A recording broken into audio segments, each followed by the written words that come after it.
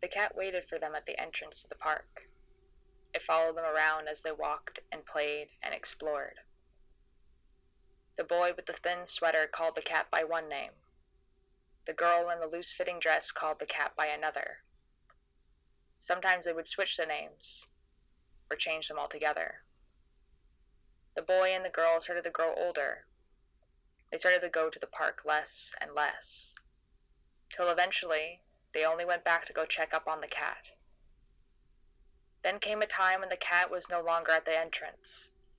The boy and the girl feared the worst. The cat was getting old.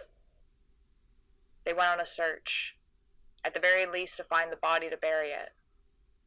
What they found instead was another teen like themselves playing with the cat by some bushes at the back of the park.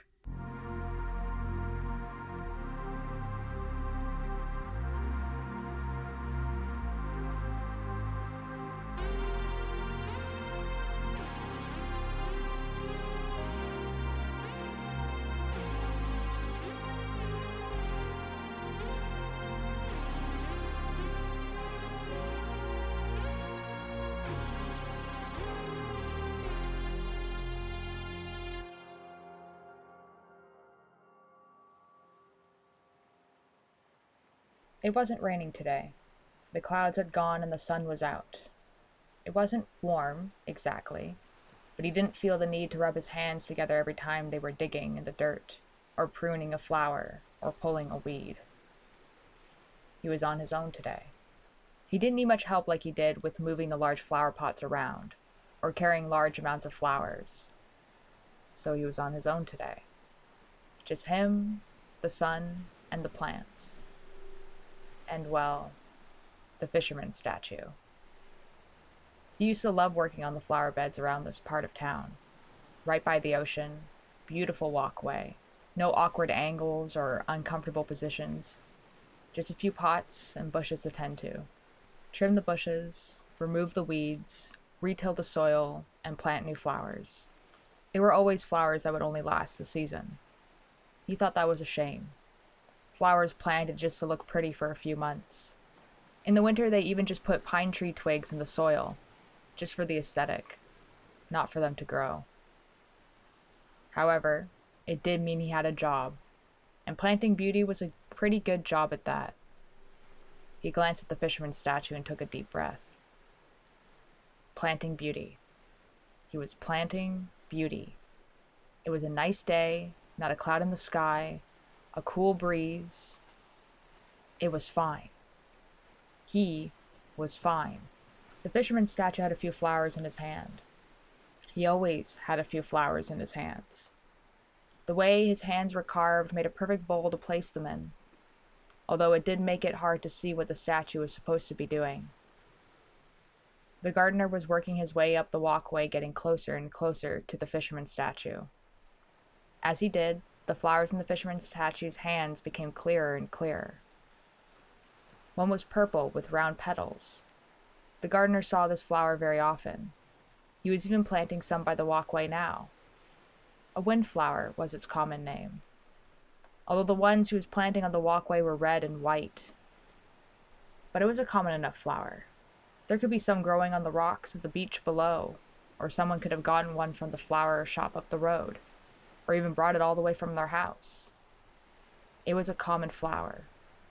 Nothing weird with it being here. The gardener continued to put flowers up the walkway, one at a time, carefully placed. It was getting late in the day and more people were out on walks. It was still a weekday, so not enough people to make his job difficult, but enough. Enough to make him not feel alone with it. He took another quick glance at the statue. There was a drooping bell-shaped flower in the fisherman's hands, smaller than the windflower. Without looking too hard at what it was hard to tell whether it was a natural droop or if it was withering. He shook his head.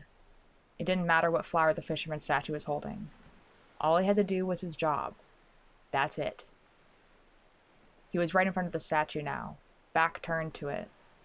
The gardener wouldn't say it felt like eyes were on him, like he was being watched. More like someone was behind him. A real person. Not menacing, just there. Something that a statue, an object, shouldn't feel like. He kept looking over his shoulder, making sure someone hadn't sat down beside the statue. It would have been better if someone was sitting behind him, as awkward as that might be. It would be better than this. He tried to work as quickly as possible, but there was a large pot here as well as the opening of a walkway, so it was taking much longer than he wanted. He felt a brush on his shoulder and stood up, turning around quickly, spade held in front of him like a knife. "Whoa, sorry, man. I didn't mean to walk so close to you." It was a couple walking hand in hand along the walkway. The man closer to him was apologizing. "Oh, no, it's okay. I was just a little bit in my own head. You just startled me." The gardener replied. He lowered the spade. "No worries. Sorry again for startling you then." The couple left hand in hand, the other man waving goodbye. The gardener took a deep breath in and accidentally looked over at the fisherman statue. It was a bog rosemary. The drooping flower in the fisherman statue's hands was a bog rosemary. Not an uncommon flower, but not around here. He had never planted them, nor did they sell them at the flower shop. And he had no idea why someone would bother bringing one from home, or why they would even grow it in the first place. He shook his head. He had to stop looking at it. Nothing good came from staring at this thing for too long. It was just a little too much on the side of lifelike, but just enough not that you knew it wasn't real. There was another purple flower among the windflowers. Just one. A little lighter than the windflowers. Its petals a little pointier. The gardener had never seen this flower around here, nor did he recognize it. He wouldn't go far as to say he would be able to recognize every flower. He probably wouldn't even be able to recognize every flower in this country. But he hadn't even seen this flower before. It looked pretty similar to a lot of other flowers he knew, but not exactly.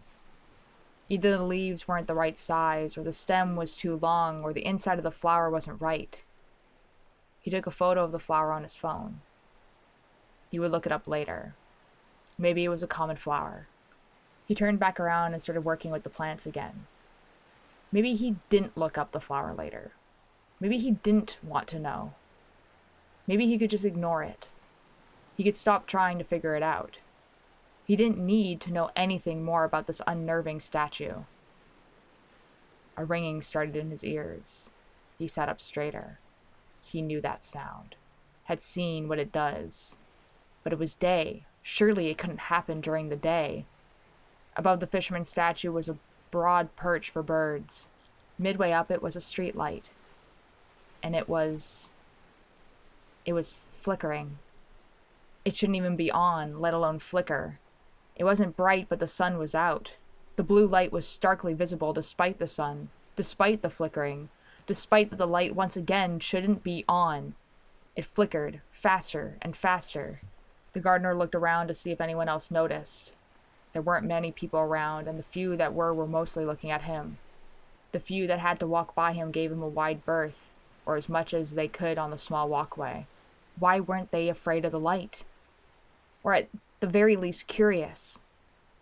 He realized with a start that he was standing in the circle of blue light, a wall behind him and the fisherman statue in front.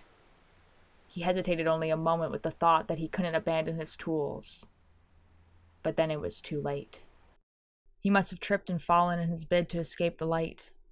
He put his hands under him and slowly pushed himself onto his knees. He felt a hot liquid slide down his face and looked down just in time to see the bright red splatter on the walkway. And then another. And then another. He pinched the bridge of his nose and sat more comfortably. His head felt like a balloon, only attached to the rest of his body by a thin string. Everything felt so bright, but the sky above was black, with a circle of a void that was hard to look at high in the sky. More blood dripped from his nose, splashing on his clothes. He thought about standing up, but thought better of it. If he passed out again, it was better to be closer to the ground. There was a blue tinge to the white and light gray that surrounded him. He slowly looked up. He was under the light. He was under the blue light. He was going to disappear just like the others. He was going to disappear. I was thinking of going to the States. Maybe like New York. It was summer break. It was late, but the sun was still out. A warm breeze blew through the little side park by the library. They were both going to be late for dinner. That's really far, you know, the boy said. His best friend was lying back on the grass, hands behind his head. The boy was sitting, hugging his knees to his chest. That's kind of the point. I want to be as far away from here as possible. He looked at his best friend. His best friend had his eyes closed, like he was relaxing, but his eyebrows were pinched. It sucks here, he continued. The boy looked at the green grass swaying in the wind, the cloudless sky, the sun slowly setting. Yeah, it does. What do you want to do in New York? It doesn't have to be New York, just anywhere that's not here. A slight breeze brushed through his hair. What do you want to do anywhere? The boy asked. His best friend took a deep breath in. Anything. It doesn't matter, just... He shrugged his shoulders, rustling his long hair more into the grass. Anything. The boy liked this town. Liked that he knew where everything was. The people, the events that happened. He didn't want to leave, but he didn't want to be left alone more. Would you want company? His best friend opened his eyes and sat up. You want to come? His best friend tilted his head and smiled. The boy realized his best friend would have never asked if he hadn't asked first. He would have left with just a goodbye. Maybe a goodbye. He brought his knees closer. Of course I want to go with you. You're my best friend. His best friend squeezed him in a hug. The boy's face started to feel hot. He didn't understand why. It didn't feel like this when girls hugged him. Not that many girls had hugged him. That's great! We could go on an adventure together. An adventure. The boy did like the sound of that. He wouldn't be leaving the town he grew up in and loved. He'd be going on an adventure with his best friend. You have to promise me something, though, the boy said when he let him go. What's that? His best friend asked, the smile never leaving his face. You can't just leave without me. No matter how bad things get, you have to come get me first before you leave. The boy stared at the grass as he said it. His best friend laughed and leaned against him.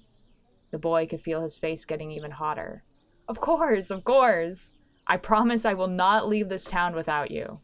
Another breeze rustled through, bringing with it the first chill of night as the sun finally started to dip in the sky. Andy,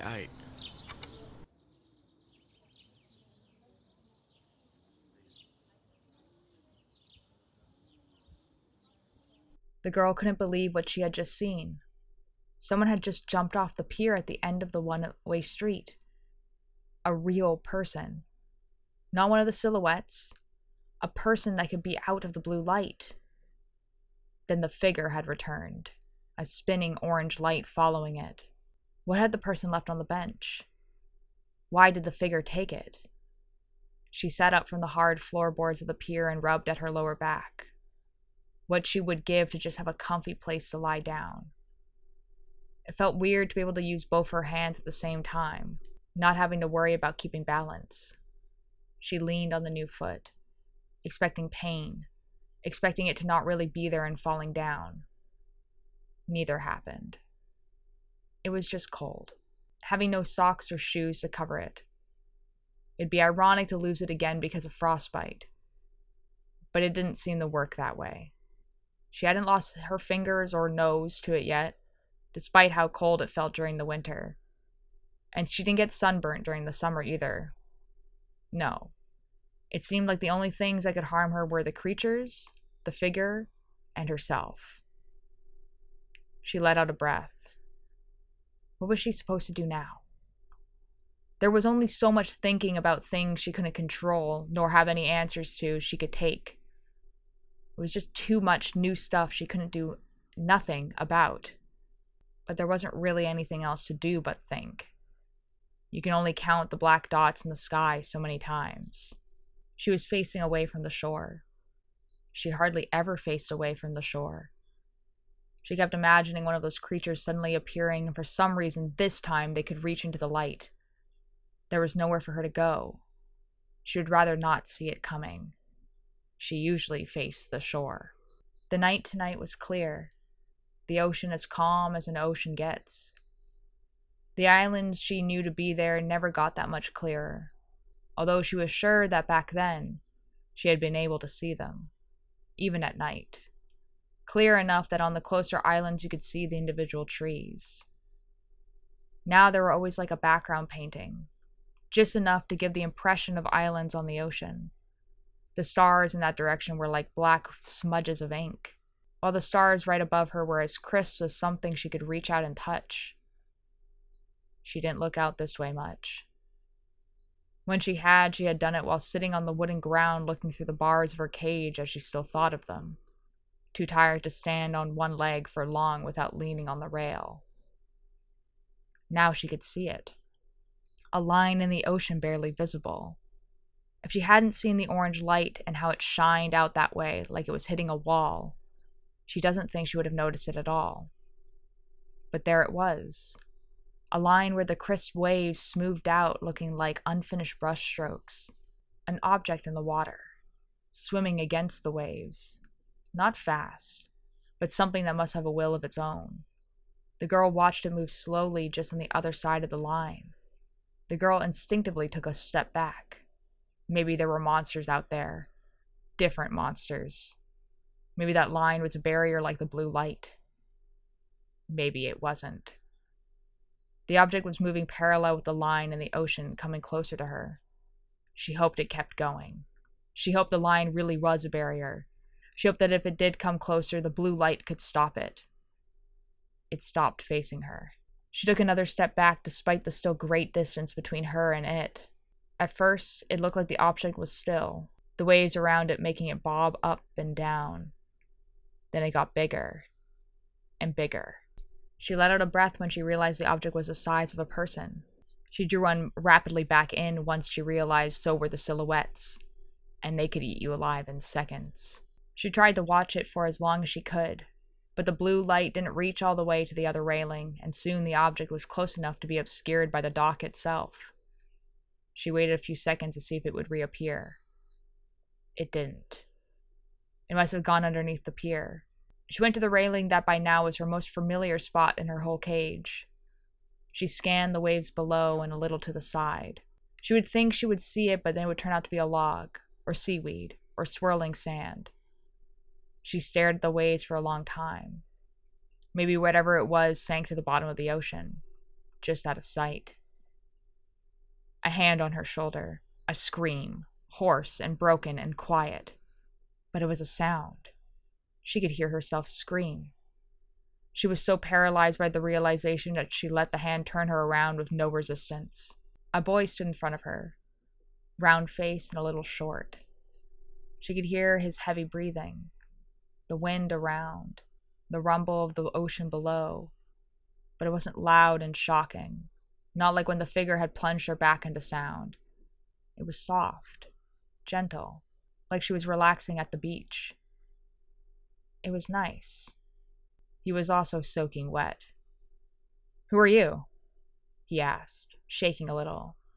He wrapped his arms around himself, water dripping off of him in rivers. "Who am I? Who are you? Where did you even come from?" Her voice was scratchy and rough, both from underuse and the damage she had caused to it. She hadn't seen another blue light. The boy turned and pointed to the trail of water leading up from the side of the pier. There were ladders that led into the water below. The object, the boy, hadn't gone under the pier at all. He had climbed up the ladder, where the blue light didn't reach. "My name's Arlo." He looked around at the sky, the pier, the ocean, then back at the girl. "Where I came from, well, he looked back out to the ocean. "Somewhere else." He looked back to the girl. Sorry, I know that's not really helpful. He shuddered. It's not this place, but it's not like the real world either.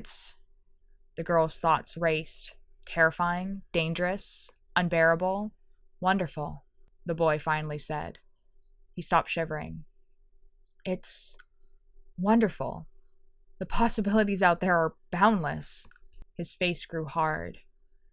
And it's just using it to make a box. A stupid, perfect box. He looked over to where he had jumped into the ocean for the first time. Did you see someone else there? The girl followed his gaze. The figure? The boy's eyes snapped back to her. An orange light following it, right? Yes, she replied. Were you able to see what it was doing? It picked up whatever you had left on the bench. What did you leave? The boy's eyes went wide. It did? The boy came closer to the girl. She didn't feel the need to back away. We have to go. Go? Go where? The blue light below turned off. A concert had finally reached its end, and the performer had left the stage.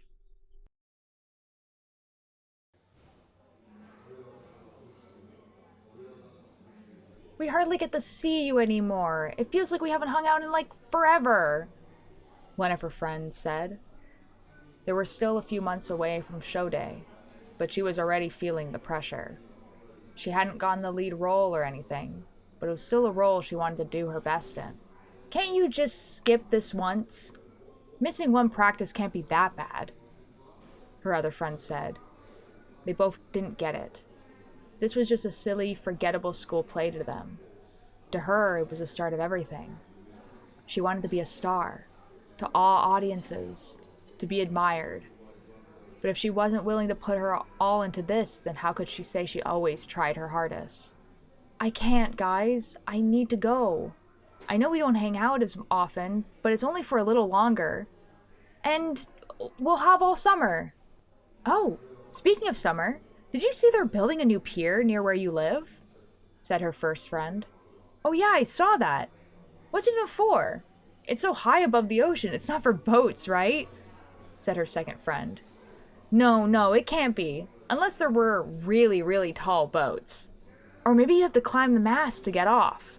Or it's only to get on the boats, and you have to jump off the pier and hope you don't land in the water. They both started giggling.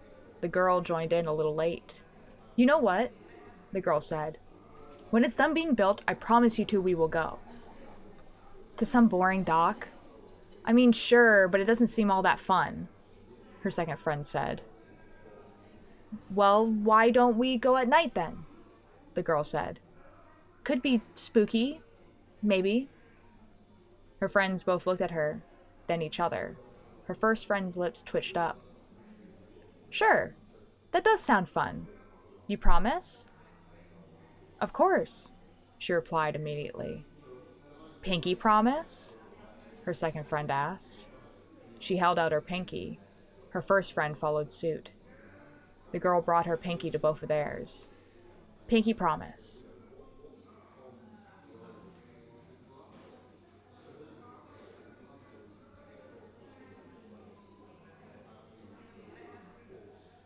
I heard you're looking for Arlo Thorn. The woman sitting on the bench looks up at me with wide, startled eyes, a hand on her chest. Oh, yes, I am. Do you know anything? I mean, I assume you do because you're asking if I'm looking, but you could be just curious as to why I'm looking. He's a missing person, you know. But it doesn't seem like anybody in this town really knows that. They also seem to not really know him at all. Super weird. I mean, the town isn't that small, but I have talked to a lot of people today, and... How do you know who he is? I asked, interrupting her. She tilts her head, much too far for it to be an involuntary action. What do you mean? Are you asking if I know him personally? A feeling like fingers running up the base of my skull. A little nudge. A sensation. Just subtle enough to think that the thought was my own. A need to answer. Yes. Do you know him personally? But that isn't the question I want to ask. I already know the answer is no. You're not from here. Where did you come from? She pinched her eyebrows. The fingers on the back of my skull felt as if they were tingling. Oh, yeah, this is my first time in town. Is it really that obvious? She replied. How do you know about Arlo Thorn, then? The question is subtler this time, closer to something I wanted to know. But it wasn't my question. Where are you from? I ask again, my voice calm, conversational. She leans away from me. The fingers grip and scratch, no longer trying to hide themselves, just doing anything they could to get a grip on my mind.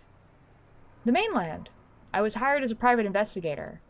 I take a step closer. She wears a flowy, flowered-covered sundress, hair down and long. Chunky earrings, bracelet, and necklace. Private investigator? Who hired you? She got up from the bench, the fingers fully retreating from the back of my skull.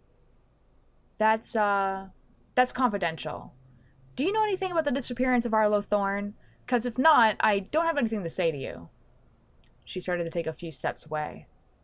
I know lots about Arlo Thorn, but you're going to have to tell me some stuff about yourself. She was not a part of the story. She was an intruder in my perfect story. She wasn't from here.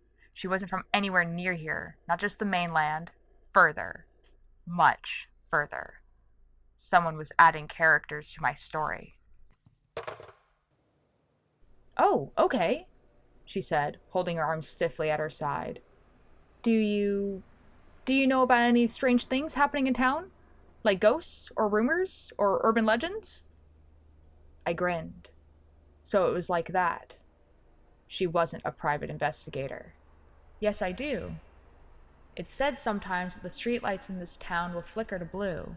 If you stand under them when they do, you'll be transported to the domain of a god. Although that god has no idea that it's there, so it remains incomplete. The only place this god can see is under those blue lights. Outside of that is where the lost roam. I shrug.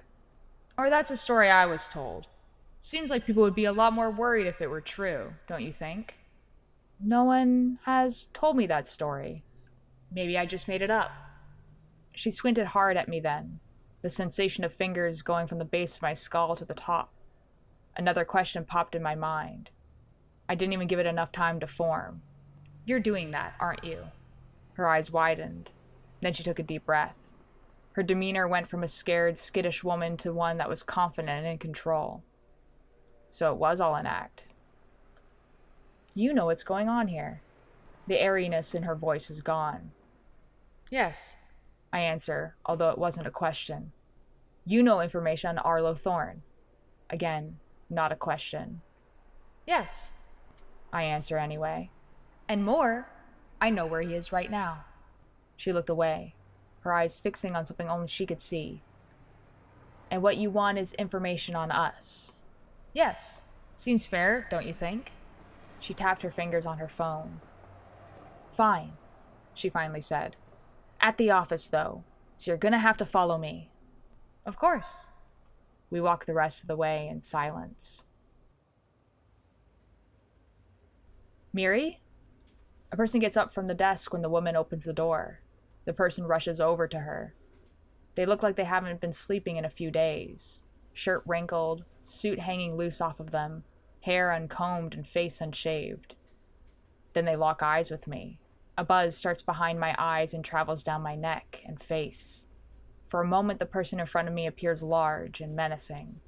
All the distress turned into a look of roughness, as if they had just been in a fight and had won easily. Then that version was gone, and they turned back into a sleep-deprived human. So they both had something going on. Who is this? Their voice carried authority that didn't need, whatever that was, to fake it. Oh, they are, it, I say, interrupting the woman. I'm the one who knows where Arlo Thorn is. The person brings the woman to the office, leaving the door open. Come in, then, the person says. The office is small. There's a desk, a couple chairs in front of the desk. The woman moves one of the chairs from the front of the desk to the back against a wall. I take the last seat. The person reaches over to a big old-fashioned tape recorder, the ones that sit on a desk rather than one to carry around. They press record.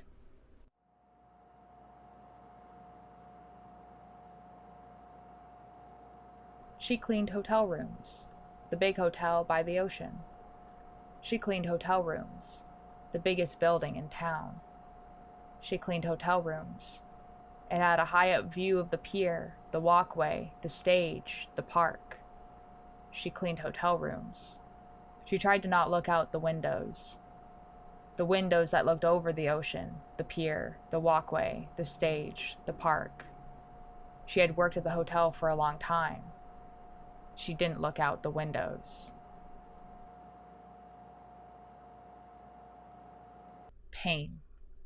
Everything was pain. They had been walking in the rain, an electric shock up their hand. Walking. It had been raining. There had been a pressure, then a pop in their arm, shock, then numb. There had been a statue. No, that couldn't have been right. The statue, the person sitting on the bench was talking. Couldn't have been a statue. A pull, then a give, then a tear. Skin breaking strand by strand, burning in the skin that was left, hot, then cold. What had the person been saying? That it was a nice day. But that couldn't be right. They had been walking in the rain. Something sharp but blunt, pressing and pressing on their stomach until it gave way like a deflating balloon. A feeling like being on a boat, stomach and intestines rolling and heaving. Only now they were bumping against their lungs, their liver, their heart. There had been a blue light, flashing on and off. The blue light had made all the other colors duller, or non-existent. A movement, their back dragging on the hard concrete. Bumps and ridges scraped grooves into their back, digging deep. Soon there was a little less friction. A hot liquid spilled from the countless grooves on their back. They had wanted to grab their umbrella. It had been by the building. It had been raining, and they were getting wet. Chunks of them were being torn off or simply fell as there was nowhere else for them to hold on to. There had been a face, suddenly, and all they could see. A smile with too many teeth. Then pain. Everything was pain. It had been raining. Why weren't they dead? They should be dead. So much of them was gone and still being taken away. They were being dragged. The blue light wasn't what caused all the color to be gone. There hadn't been a blue light in quite some time. A crack and a pull. A large weight left their body, an empty feeling just below their hips. Piles of black sticks and petals, noticeable only in that they had never seen them before. The dragging stopped in front of one of the piles. They felt like ice running throughout their veins. The pain turned to a numb cold. They should already be dead. A white void parallel with their eyes, surrounded by a black oval. A skull. They were face to face with a skull. They were next to a pile of bones. They should be dead. They should be... A crack. Teeth close to their eye. A pressure. A pop. It had been raining.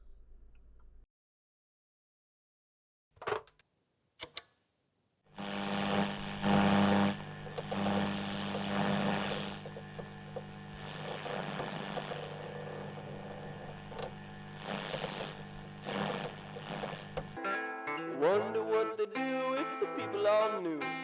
When he get home, he don't take off his shoes. He's headed for the cat house the very same day.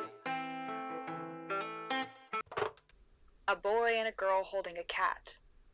A man putting bait in a fishing hook. A man relaxing after a hard day work in the rain. A man and his dog after play. An old woman reading on a bench. These are the statues in this small seaside town.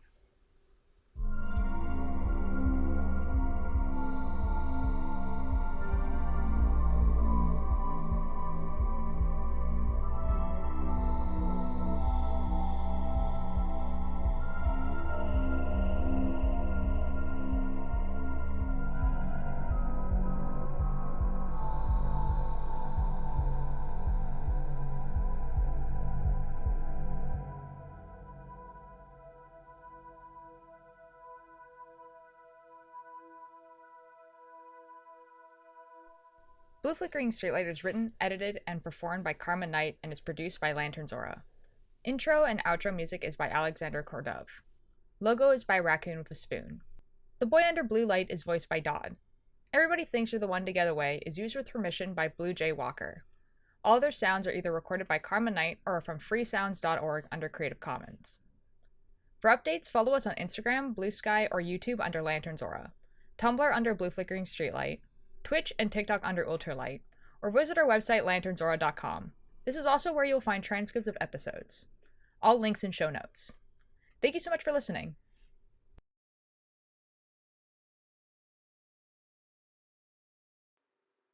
VDESE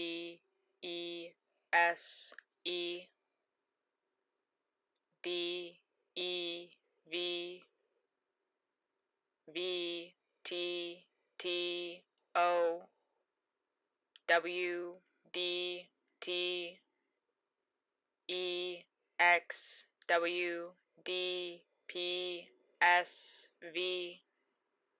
AEGT